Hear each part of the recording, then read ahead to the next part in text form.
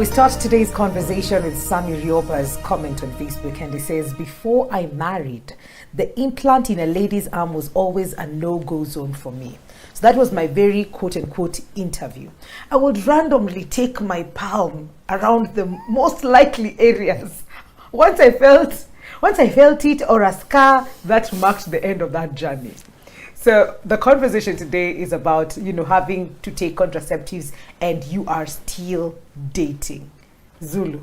Yeah. Interview techniques. What kind of activities? What are you doing? What was the context? I don't know, but I don't see people touching at the interview. There's quite a distance between Mwikali. By the time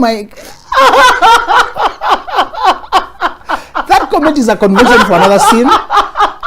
The setting it helps in this conversation, but suggests as other kind of activities. Another kind of interview. Not a boardroom one. So let's start with this, Mwikali, that people have said they have seen mothers putting these things into their daughters. That is very true. The daughters are in school. Yes. College, secondary school. Yeah. Why? She doesn't want the girl to get pregnant. Yeah. Oh, wow. In my head, what that registered as, go ye and have sex, and that is ridiculous. I can't imagine. They're saying, I know you are doing it, but let's prevent the consequences. Others provide condoms or contraceptives, something. And the reason these mothers do it is because of two reasons. They themselves live that way. Okay. If they had strong beliefs about your body and the preservation and the long-term consequences and the long stretch, the panoramic view of things, they will never do that on their daughter. In fact, they will speak very strongly against it. The other thing is they're looking for shortcuts. Instead of teaching values and trusting the girl to journey through life, they look for shortcuts to escape consequences. They are mistaken in that even with implant you can get HIV. With implant you can get STIs. Yes. You can get very bad. There are many other STIs that you don't hear discussed, but they exist. And they damage the system, they kill people. The problem we have today is we're having mothers who are getting children when they're also children. So many of these mothers don't know. They just fear. They know they got pregnant early and they are avoiding their daughter getting pregnant like them. They just remember the pain. Yeah. They don't know the behavior and the principles that will guide you in a different life. We have a lot of socialites who are very influential. They have a lot of millions of followers. They keep flaunting this life of baby daddy, baby mama. Flaunting this life of getting kids anyhow. They throw it up here to look it like it's normal. And my prayer is we are going to have enough counter voices to teach normal life. Yeah. People are teaching insanity as if it's our day-to-day life. And now our drama has become chaotic, and what is entertaining is pain and stress. We even have baptismal names for them, character development. So that we have taken a name that was for the right thing. Yeah. To torture and torment and the life and heart-wrenching pain and crisis, to give it a comical name and make it sounds like a baptism of sorts. Consequences of bad choices. So what we are discussing today, Mwikali, is we need to warn the parents first. If you are a mother, don't put that thing on your child. And I want to tell you several reasons. Yeah. Because sometimes, even if I talk to the girl who is in Form 4, girl in second year, the mother is pressuring for it. Yeah. Sometimes they don't even warn you. It's just you're going to somewhere. Yeah. Then you reach there and you are done things. Yes. Come even procure the abortion if the child gets pregnant. They are avoiding social shame. Yeah. They're avoiding the feeling like they are a failure, that their daughter got a child at home. They're avoiding just the result. They are on this other side and they're just trying to do symptom management. Let's go to the root and solve the problem where it's emanating from. Okay. And number one, Mwikali, anything we are putting in our body to interfere with its cycles, it's foreign. It's foreign. And although contraceptives are important family planning when people are married, there's a time for them. And people explore many, some are non-chemical. Yeah. Others don't have chemicals, just a barrier. Yeah. Others, many have. So people, when they're married, they explore, because again, you don't want to get the number of children you can't manage. You don't want to get so disorganized that you can't live a peace, really a comfortable life. Yeah. So inside marriage, when you are two of you, and you are measuring what works, and it's a team effort, and you are just, when you are teamwork inside marriage, you can mitigate the consequences of the foreign things you're bringing into your body. Yeah. In fact, when people marry, that's the first thing you start exploring. Yes. Which works, which one doesn't work. You observe this, you observe it. Preferably before you get a children, before your body needs to carry a baby for 9 months, you have known what affects it. And you've taken, ideally, although I don't know many whether people are taught that in premarital counseling, the short period of about 6 years, 7 years, that determine whether you become a balanced person who has control of the emotions. The age of formation is when you learn how to control your anger, your low self-esteem, your guilt, your excesses, your addictions, your urges, your appetites, your impatience, your ability to vision, to dream, your independence, your individuation, your neediness, and your generosity. That period we call it. Today I can tell you, once I teach you how it looks like, you can see a person who's at 40 and they did not become. Okay. They still have explosive anger. So we're talking about what is it that you could have done that time that would delay you. Okay. And I was mentioning briefly, instead of putting your children, instead of even you as a young person going to family planning and sex and relationships, there are critical things you need to work on. That if you don't, you remain dysfunctional, immature, unstable for life. And one of them is when you are explosive in your anger. Some people have bad temper because of how they grew up. Others have uncontrollable sexual urges. Now, there's another show we said why you should always date somebody who has been single for a period of time. Yeah. If a person has not been single, they've never learned how to control their sexual urges. They always had indulgence available. Yeah. And even when you marry, they'll continue sleeping around because they have never learned how to control themselves or to restrain themselves and eat where it's right. Remember, premarital sex and marriage sex are very different. They're not the same. One is stolen, motivated by lust, taboo, crossing borders. That's why people have been sleeping together. Once they get married, the passion goes. Yeah. The connection gets lost. It sags. The interest goes down. That taboo thing of stealing together is what was charging them. Yeah. You really were not attracted to this person. True intimacy is when you see a person's soul. It's when you are impressed by their depth, how pure they are, how principled, how deep they are, how they challenge you, how you laugh, what kind of friendship you have, how deeply you connect. So the one problem is these chemicals, these things you bring to our body are foreign. And even when they're being done at the right time, the body takes a while to know which one works for it. It will take you a few years and mishaps, but hopefully not too expensive mishaps. Yeah. We have couples who have so many children and they only wanted 2 maybe, or 1, and they had 4 or 5. All of it blamed on failure in... It's so true. What if those ones were happening when you're single? Jesus. Now you get it. Wait. Many married people have children they didn't want.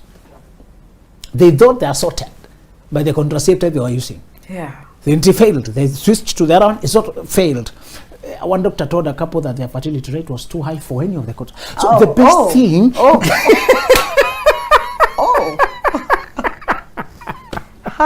They were telling me, is that a compliment? I'm not so sure where to place it. It's also, apparently, in that industry, there's a way they gauge. And they give you combined. So their combined score was too high. for these methods. So they were told, just use barriers. Yes. That's the only way. Oh, wow. So the man had to take he was told, now either we do it on you, because there are those definitive ones they do on men that are irreversible. Yeah.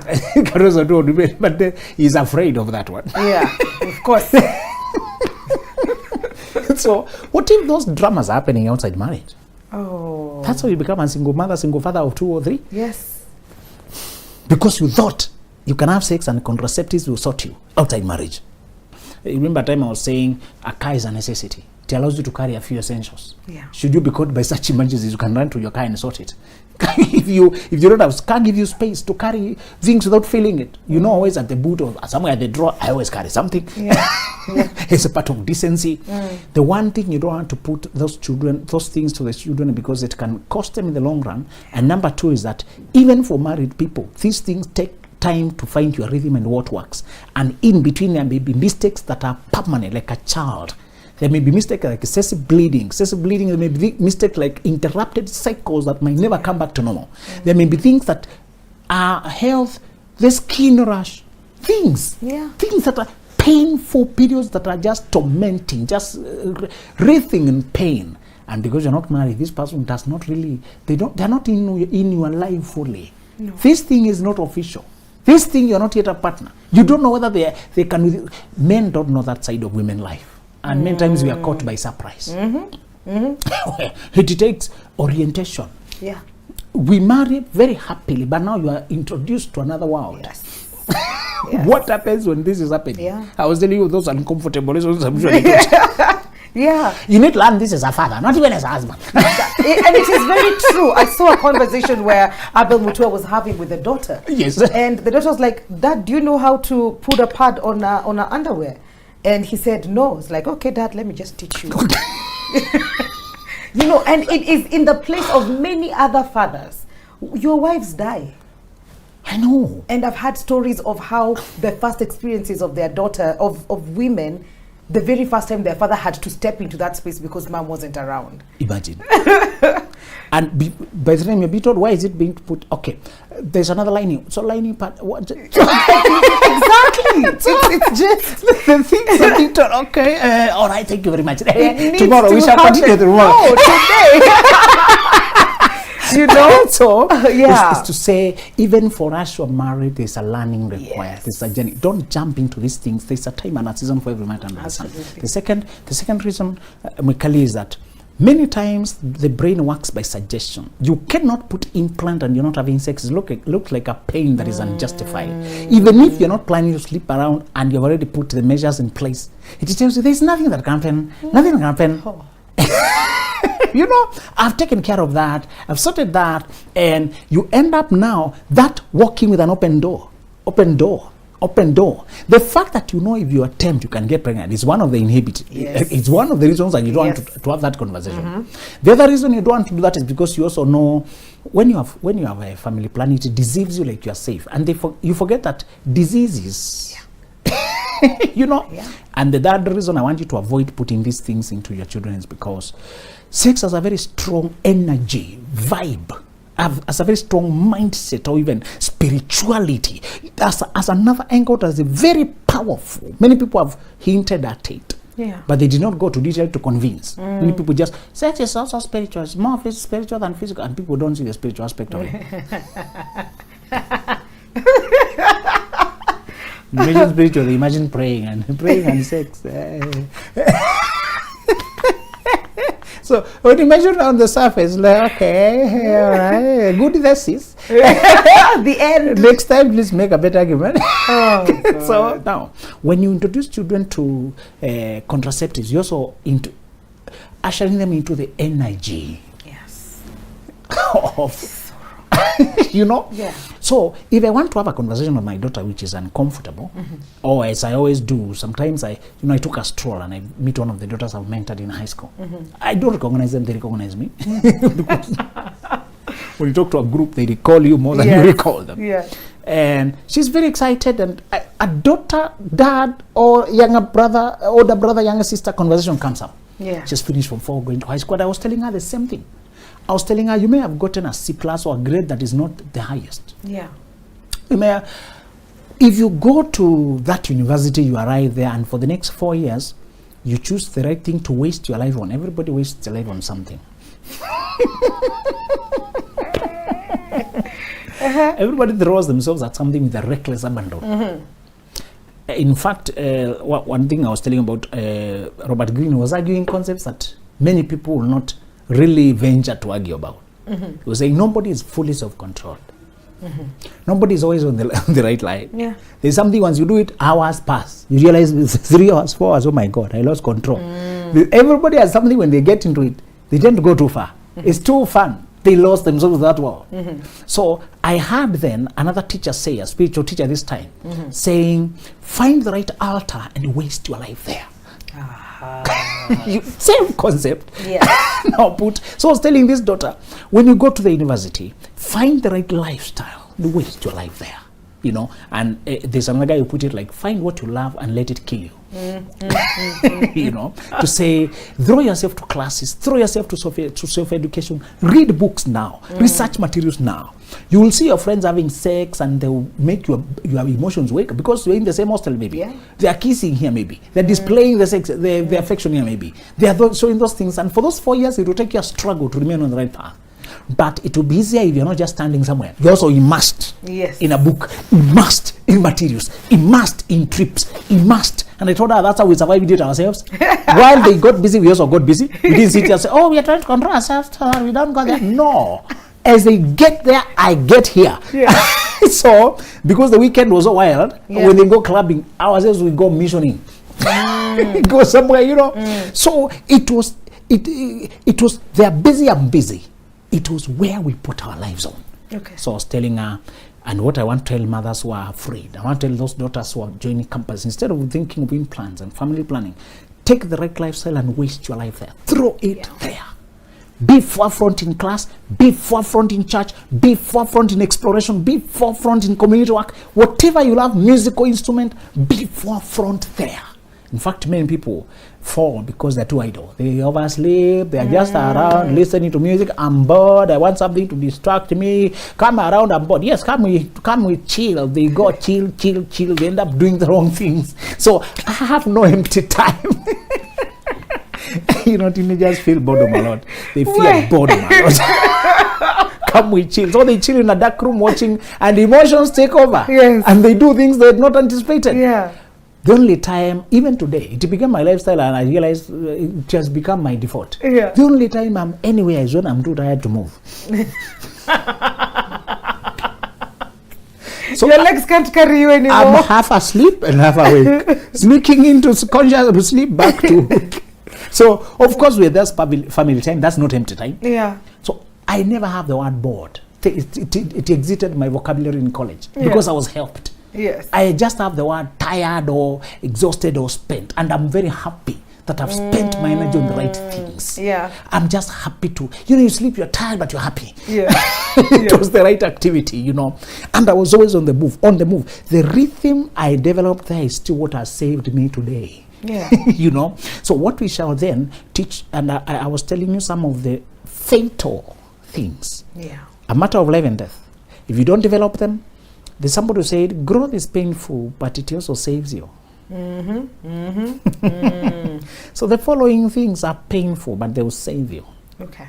One of the things is, I want you to study yourself. Body types. People don't know their body types. They just know 1 GB or big or size plus or 3.